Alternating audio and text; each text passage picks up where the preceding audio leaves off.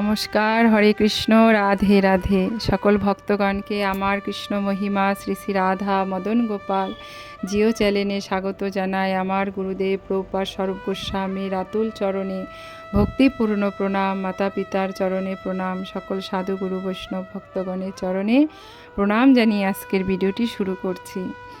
আজকে আমরা আস্বাদন করব মুরারির গুণগাথা কথা। মৈত্রীর উত্তর সৃষ্টির সিদ্ধান্তের কথা। সুত কহে সৌন কেরে করি সম্বোধন, বিদুরের প্রশ্ন কথা করিলে শ্রবণ। সুখ মুখামৃত সার ভাগবত কথা, উত্তর শুনহ তার পবিত্র সর্ববথা। সুখদেব কহে তবে উত্তরার নন্দনে, শুনো রাজা মৈত্রী উত্তরও এক মনে। বিদুরের প্রশ্ন শুনি মৈত্রী সুজন, বিস্মিত সে মহামুনি হইল তখন। অতঃপর মুনিবর স্থির করি মন, উত্তরাতে কহিলেন এহেন বচন। হে বিদুর, জিজ্ঞাসিলে নাহি বুঝি সার, এই কথা মনে মনে করিয়া বিচার।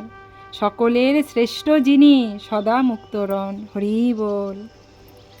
হীনতা তাহার কিসে, কিসে বা বর্ধন।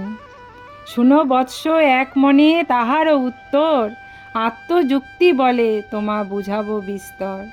অবিদ্যা সম্বন্ধে হয় দুঃখ আর বন্ধন।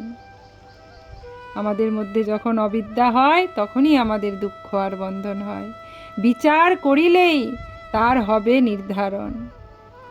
স্বপ্রকাশ সেই ঈশ মায়াতে প্রকাশ, মায়া স্বীয় বলে করে তারে অপ্রকাশ। প্রকাশ বিরোধী তার সেই মায়া হয়। যে জ্ঞানের প্রকাশের বিরোধে থাকে তখনই সে মায়া হয়। তাই ব্রহ্মের সম্বন্ধ কিসে মায়াতে নিশ্চয়, কহিব সে কথা পরে তর্ক ত্যাগ করি। তর্কে নানা দোষ আসে মুক্তি বলে ধরি, ব্রহ্ম শক্তি নামে মায়া বেদেতে প্রকাশ, তাহাতে স্বরূপ তার জ্ঞানীরও আভাস। আশ্চর্য মায়ার ভাব কে বলিতে পারে, না মরিলে মৃত্যুভাবে সেই মায়াই ডরে। স্বপনে যেমন নিজ কাটে নিজ শির, মায়া বলে মিথ্যা সত্য হয় বুঝো ধীর। জলেতে চন্দ্রের চিহ্ন হইলে পতিত, জলকম্পে বিম্ব মাত্র হয় সুকম্পিত। আকাশের শশধর আছে সদা স্থির, কিন্তু তার বিম্ব জলে সতত অধীর। আত্মাও তদ্রূপ হয় ঈশ্বরেরই ছায়া, তাই দেহরূপ জীব পরে নাম তার মায়া। অনাত্ম দেহের ধর্ম মিথ্যা সমুদয়, দেহ অভিমানী জীব বোধ তাহা হয়। কিন্তু দেহ অভিমান বর্জিত হরিতে, সেই রূপ বোধ নাহি হয় কবুচিতে। অতএব মায়া তেজি দেখিলে ঈশ্বর, তাই যতক্ষণ মায়া না তেজিব ঈশ্বর দর্শন হয় না। তাই বলছেন মায়া তেজি দেখিবে ঈশ্বর। জ্ঞানী পায় আত্মজ্ঞান ভাবিয়া অন্তরে, নিবৃত্তি ধর্মেতে যেই হয় অনুগত। ভগবান ভক্তি যোগে হয় সেই রত, তাই ভগবানের ভক্তি যোগে হয় যেই রত। তাহার উপরে হরি কৃপা করে দান, ক্রমে ক্রমে যায় তার দেহ অভিমান। তাই ভগবান যখন আমাদের উপরে কৃপা করবেন, তাই ক্রমে ক্রমে আমাদের দেহ অভিমানও চলে যাবে।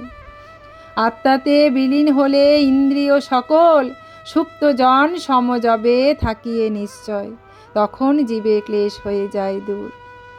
তাই ইন্দ্রিয়গুলো আত্মাতে সব বিলীন হবে, সুপ্ত জন সম যবে থাকিবে নিশ্চয়, তখনই জীবের ক্লেশ হয়ে যায় দূর।